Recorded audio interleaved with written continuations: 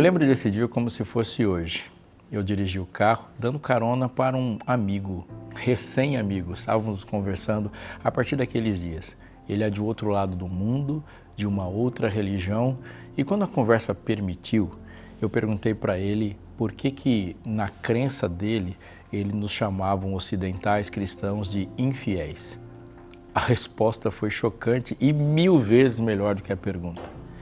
Ele disse, nós não os chamamos de infiéis porque vocês não acreditam nas mesmas coisas que a gente. Nós chamamos vocês de infiéis porque vocês não acreditam nas coisas que vocês mesmos falam. Aquela frase me levou a pensar por muito tempo sobre essa concepção e a possibilidade dele estar certo. Porque Jesus, mesmo não compartilhando dos fundamentos da crença que o fundamenta também naquilo que ele pensa, Jesus disse coisas muito alinhadas e muito parecidas com isso. Convém ouvi-lo. Quando nós paramos para falar sobre fruto do Espírito, nós não vamos desviar de um que está ali, totalmente conectado com os outros, que é a fidelidade. A palavra fidelidade soa nos nossos ouvidos, ligados no automático, como uma relação de lealdade, de um cumprimento firme de uma promessa, um permanecer naquilo que se propôs, uma relação de aliança. Mas a Bíblia nos surpreende ao ampliar esse conceito e nos dar um conceito que ela mesma nos entrega e ela mesma produziu, associando fidelidade com fé e fé com crença, e ambas as coisas associadas integralmente a uma pessoa, Jesus Cristo. Falar de fé é falar de fidelidade, portanto, é falar de crença, e crença no que diz respeito à Bíblia, é crença em Jesus Cristo, naquilo que ele fez e naquilo que ele fala ou falou. O Fé para hoje vai parar um pouquinho, olhar para o texto bíblico e perceber essa conexão e quanto ela está diretamente relacionada à nossa vida, às nossas decisões e ao nosso futuro. Não sai daí, está só começando o seu Fé para hoje.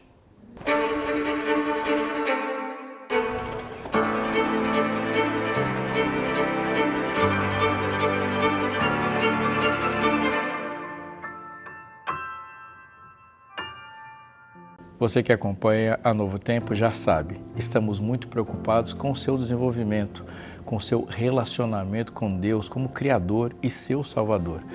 Deus não se restringe a pensar em um novo mundo para você como se todas as promessas estivessem deslocadas para o futuro.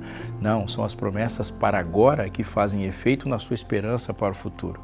É por isso que a sua família, suas finanças, a relação que você tem com seus filhos, com o seu corpo, com a sua mente, estão sempre sendo mencionadas aqui a partir das nossas propostas e dos nossos convites para que você se desenvolva cada vez mais e conheça cada vez mais o que a Bíblia, como verdade absoluta, tem para você como manifestação de graça. Estamos falando hoje de crença, estamos falando de fidelidade, estamos falando de solidez naquilo que a gente pensa para decidir todas as decisões que temos na vida. A minha dica de hoje, então, para você é que você leve a sério. Ligue para a gente e peça a revista Esperança Novo Tempo, Eu Creio. Eu vou dizer para você uma razão. No final de todas as coisas, você faz o que crê. No começo de todas as coisas, o que você faz é o que crê. Mas no meio de todas as coisas, nem sempre estamos conscientes do que cremos ou, às vezes, até deduzimos que a vontade de Deus seja aquela e, quando ela não é, nos tornamos pessoas decepcionadas por uma coisa que nós mesmos criamos, não é mesmo? Então, você estruturar seu pensamento baseado naquilo que Deus revelou é um caminho certo para a vitória. Repito, revista Esperança Novo Tempo, Eu Creio, pensando sobre a palavra de Deus e passando por ela acompanhado por um guia de estudos feito didaticamente e com profundidade para você, para a sua família e que pode ser absorvida e aproveitada em qualquer momento da vida. Liga para a gente, você pode escolher entrar no site da Escola Bíblica ou mandar uma mensagem pelo WhatsApp. Quer falar conosco? Fale conosco também, você vai ser atendido, o processo é simples e a revista chegará até a sua casa totalmente gratuita, sim, porque algumas pessoas que também te amam, mesmo que você não os conheça, patrocinaram isso. Nós chamamos eles de Anjos da Esperança. O nosso muito obrigado. Mas não perca tempo. Ligue, fale conosco e receba a sua revista aí na sua casa.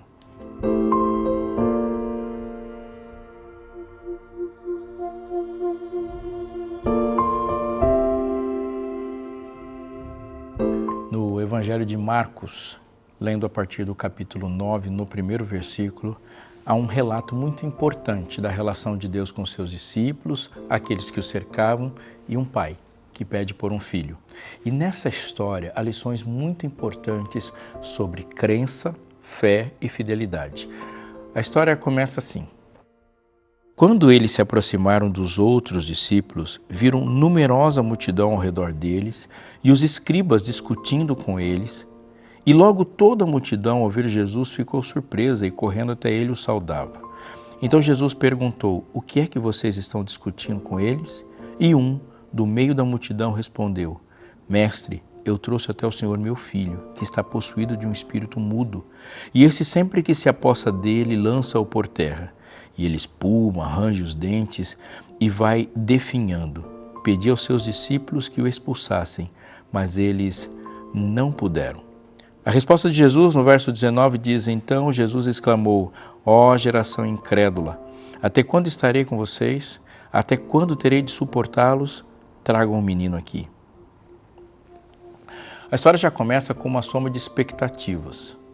Primeiro, a expectativa de Jesus em relação aos seus discípulos, porque a essa altura da sua vida, do seu ministério, os discípulos já tinham recebido instruções suficientes em como enfrentar o mal.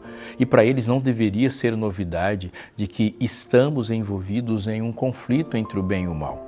E essa expectativa de Jesus sobre este saber não está presa ao capítulo 9 do livro de Marcos. Não, e é muito bom que a gente pense nisso. A expectativa de Jesus sobre a nossa concepção da realidade que nos cerca é grande e ele revela, fala coisas sobre isso para que você se localize. Atente para o que eu vou dizer. As guerras estão por toda parte, noticiadas em todos os mecanismos de mídia, mas a Bíblia, além de todas as mídias, nos noticia da mais importante das guerras. Ou melhor do que isso, a guerra de onde derivam todas as outras. Existe um conflito entre o bem e o mal, e nenhum ser do universo está fora desse conflito. Aqui estamos nós, nesse planeta, infectados por este mal e por essa guerra. E quando eu uso a expressão infectados, estou dizendo que ele nos atinge pelo lado de dentro. Ao redor de nós, nesse universo vasto de Deus, há seres que não experimentaram o pecado no corpo, na carne, na mente, como nós experimentamos, mas são afetados porque a consciência e o testemunho de que o mal existe os leva a ter que tomar decisões sobre isso também. A verdade é que dessa guerra derivam todas as outras. O mundo virou um enorme campo de batalha e, conforme o texto está dizendo aqui, não estamos como seres humanos sozinhos neste lugar. A Terra é o lar dos humanos, mas ela também é o lugar de onde os seres criados por Deus, celestiais e caídos, estão aqui. O texto do livro de Apocalipse diz que o diabo desceu até vós, no capítulo 12, cheio de grande cólera, sabendo que pouco tempo lhe resta, e no mesmo contexto diz que ele fica aqui restrito a essa terra, porque foi expulso de outros espaços atmosféricos, de outros espaços cósmicos e celestiais. Vou repetir a frase. E o texto também diz que ele permanece aqui porque foi expulso de qualquer outro lugar que não seja um onde o pecado ainda permaneça. O que a crença, a fé e a fidelidade dizem respeito e como se relacionam com essa notícia? O próprio texto nos diz é que estamos neste planeta compartilhado pela presença dos inimigos de Deus, os anjos caídos e Satanás, mas também estamos neste planeta e compartilhamos o espaço deste planeta com Jesus, com os seus anjos, mas sendo mais acurado profeticamente com a presença do Espírito Santo hoje. Jesus está pisando aqui na terra dos homens, entre os homens, e a batalha, portanto, está acontecendo também em nós, numa disputa de corpo, mente e vontade, onde todos esses atores estão envolvidos. E no final das contas, qual é o produto final dessa batalha? O que todos os lados esperam? Eles esperam um posicionamento diante daquilo que Deus nos diz como ser verdade e de um posicionamento daquilo que o mal nos apresenta como uma mentira, mas ele sempre apresentará como verdade. E desse posicionamento, Jesus define o que é crer e o que é descrer. Desdobram-se disso algumas perguntas importantes para serem respondidas. a crença verdadeira deixa espaço para uma dúvida verdadeira? Qual a diferença, portanto, da incredulidade e da dúvida? Como que uma crença verdadeira pode ser testada e tida como legítima?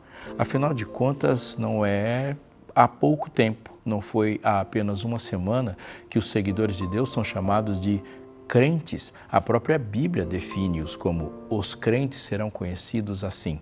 Essas perguntas estão respondidas nesse texto e a sua análise vale sempre a pena. Vamos continuar.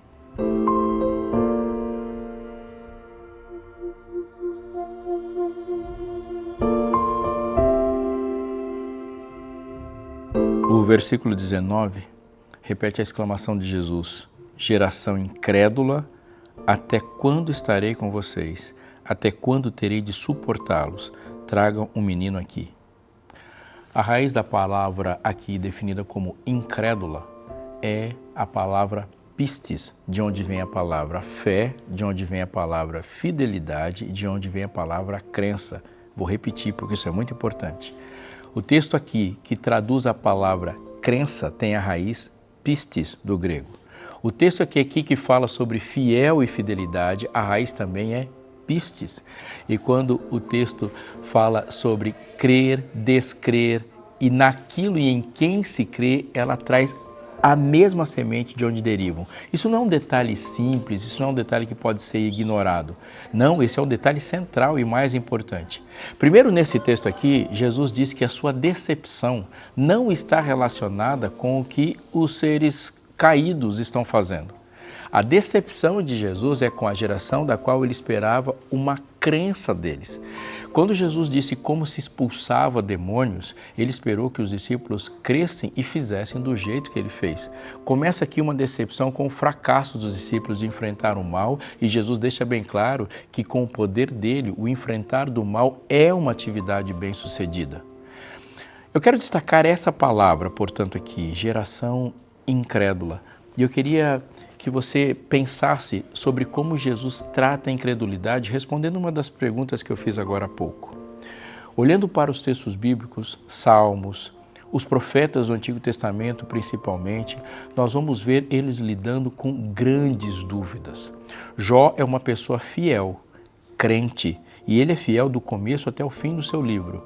Mas você não pode dizer que Jó não teve dúvidas, mesmo porque o leitor do livro sabe qual é a razão do seu sofrimento, o autor do seu sofrimento, ele sabe quem testemunha seus sofrimentos, mas Jó não sabe, faz profundas perguntas, mas Jó permanece fiel. O que o texto do livro de Jó nos diz é que duvidar é possível. Os salmistas fazem muitas perguntas, uma clássica no Salmo 22, Deus meu, por que me desamparastes? Ele não está sentindo falta só de feijão e arroz, ele está sentindo falta do Deus em quem ele crê. O salmista faz perguntas sobre o destino do ímpio, sobre a prosperidade do ímpio. Suas perguntas são respondidas, mas ele lida com grandes dúvidas o tempo todo. Abacuque, para mim, é um dos meus preferidos. Ele começa com uma pergunta, termina com uma resposta, mas é legítima. O até quando, Senhor? É uma pergunta que perpassa todos os textos bíblicos, de Abel até o livro de Apocalipse. Que conclusão que nós chegamos vendo o que Deus nos revelou sobre isso?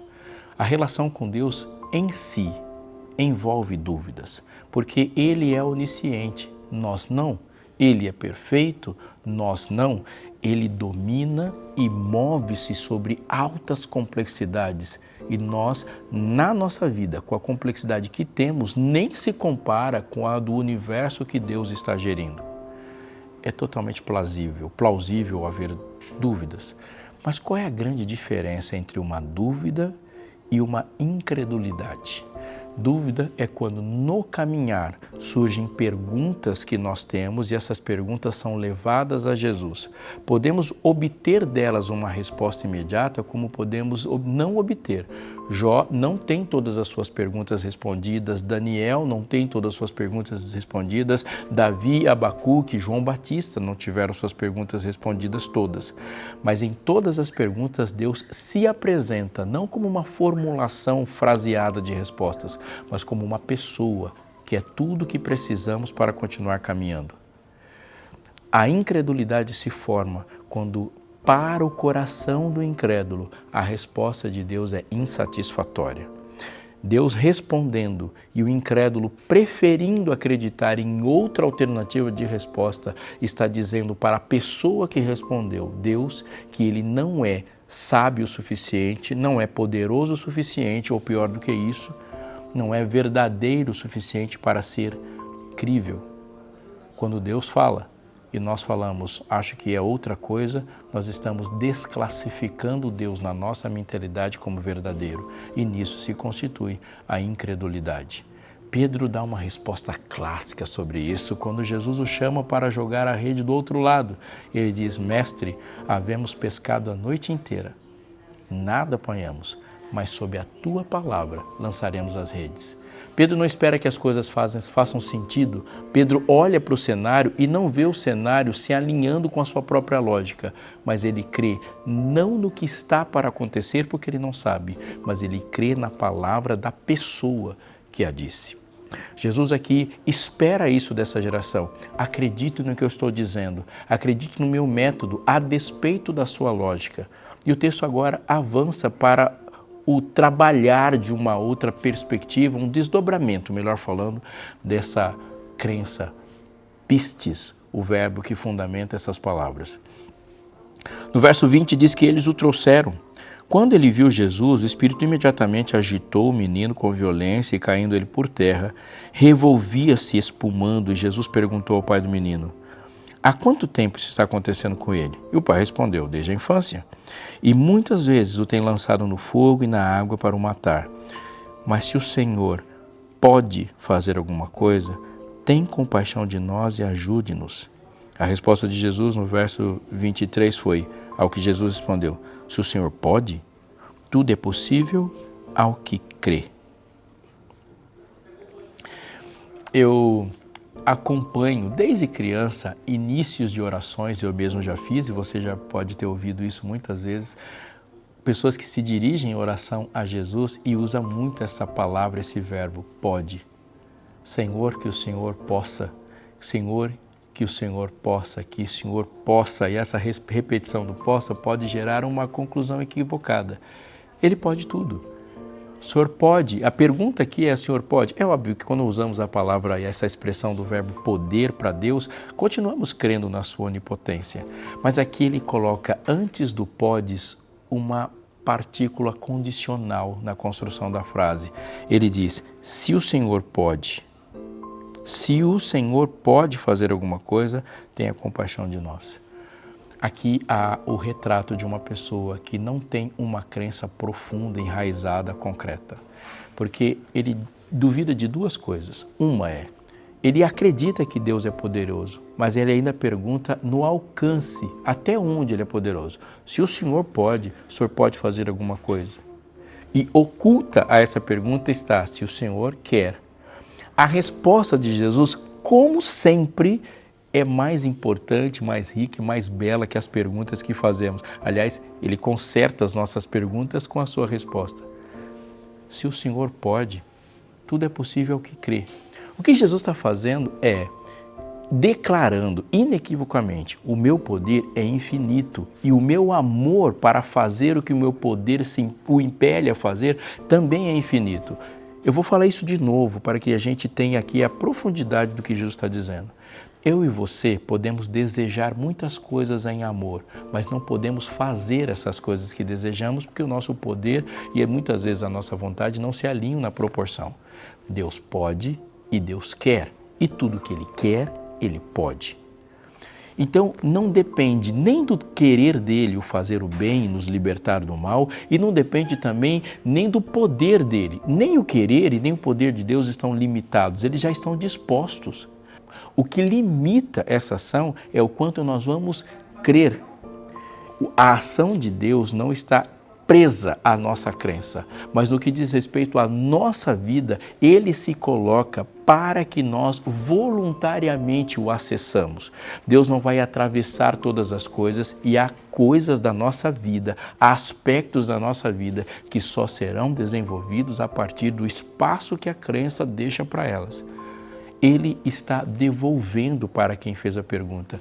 Ele está dizendo, o meu poder está aí e o meu querer também.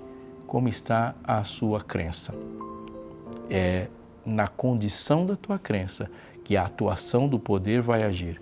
Isso te lembra um texto? Me lembra um imediatamente, e ele é muito conhecido, no Evangelho de João, capítulo 3, verso 16. Porque Deus amou o mundo de tal maneira que deu seu Filho unigênito. O amor dele está exposto, ele amou e a grandeza do amor está revelada. De tal maneira, a ação de Deus em poder salvar o mundo e enviar também está revelada. Deu seu Filho unigênito. Só que agora ele não vai ampliar isso para a humanidade toda. Mesmo que o Filho seja dado ao mundo, essa ação salvífica vai bater na porta da crença. Se a crença se abrir, o demais vai acontecer, senão não. Para que todo aquele que nele crer não pereça, mas tenha vida eterna. Jesus disse, o meu amor está aí, o meu poder está aí. Onde está a sua crença? A sua crença abre ou ela fecha portas? Aqui Jesus pergunta e responde a pergunta que nós fazemos. Tudo é possível ao que crê. Qual é o espaço que o meu poder vai ocupar na sua vida? É o mesmo espaço da crença, ele está dizendo.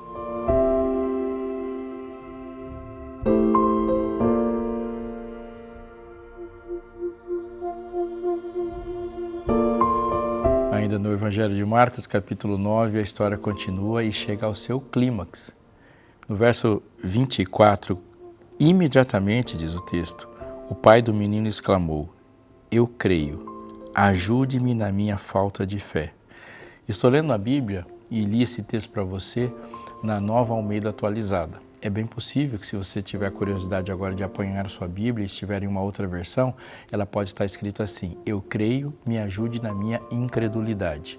O texto é uma aparente contradição. Olhando para o texto da maneira como ele está escrito, da forma que eu disse também para você no começo do nosso programa, a raiz da palavra aqui é aquela que origina a tradução de fé, pistis, e ela está nas duas palavras, uma como afirmação, outra como negação.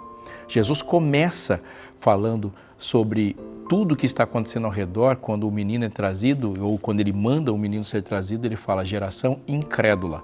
Este homem agora coloca-se dentro dessa geração incrédula, mas ele coloca-se afirmando que crê. Sim, ele diz a frase, eu creio, me ajuda na minha descrença. É sim uma contradição que não dá para escapar, mas ela revela algo muito importante sobre crença e descrença, sobre fé e fidelidade. Porque a gente tem que perguntar para o texto, então ele crê no quê? E ele está descrendo no quê? A primeira lição desse texto é quando ele diz, me ajude. E aqui eu queria que você parasse para pensar nisso. A fé, a fidelidade é fruto do Espírito e não é fruto do nosso coração. O nosso coração, tristemente, não é capaz de ser fiel. O nosso coração, alegremente, pode ser fiel se nós pedirmos ajuda àquele que produz a fé. A fé, essa crença sobrenatural na palavra de Deus, uma confiança divinamente gerada por Deus, ela tem e vem pelos mecanismos que Deus criou. O texto é conhecido e muito importante quando define fé como uma crença sem que algo seja provado pelos mecanismos de prova que os homens mesmos desenvolveram. A fé não é o crer por ver.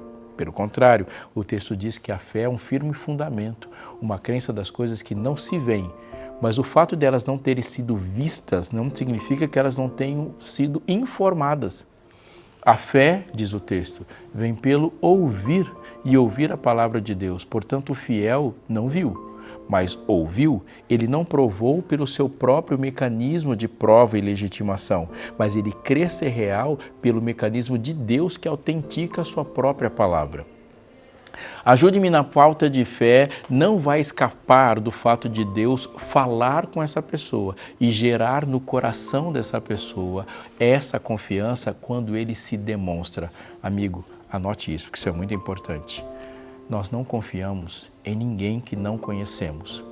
Da mesma forma, não somos capazes de conhecer a Deus se Ele não se revelar a nós e não for demonstrado, explicado e esse conhecimento não for aprofundado com a ação do Espírito Santo. Que conclusão nós temos a partir disso? Que é a aceitação das ações do Espírito Santo na nossa vida, as mínimas, os mínimos convites. Hoje, por exemplo, ele pode estar te chamando a parar um pouco, dobrar os joelhos e dizer para ele agora sobre qual necessidade está ocupando o seu coração.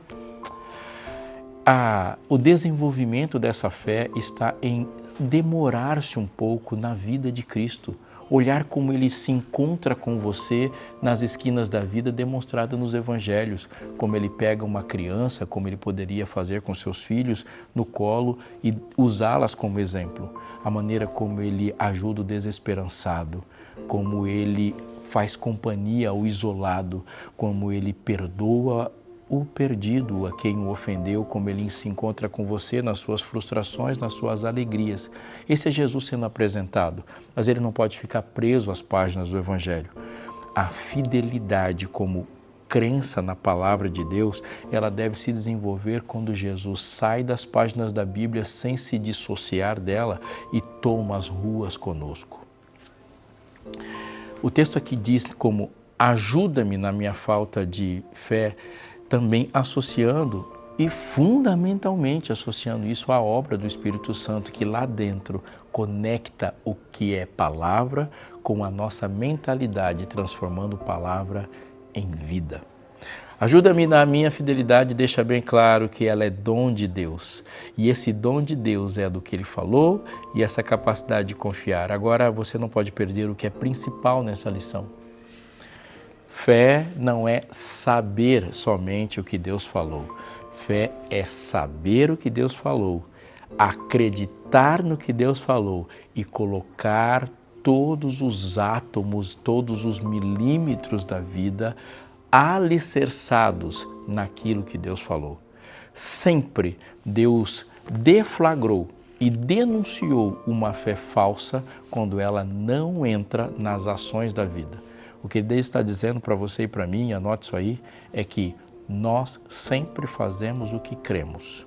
Nem sempre fazemos o que professamos, nem sempre fazemos o que publicamos, mas lá no fundo do coração existe uma crença que determinará todas as ações.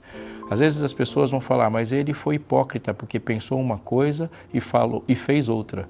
Não, a Bíblia não diz isso. Ele falou uma coisa e fez outra, mas fez o que pensou. E o que ele pensou não foi dito. Deus fala, eu sei quando você é descrente, quando você está falando uma coisa, mas é nas suas ações que eu conheço as suas crenças.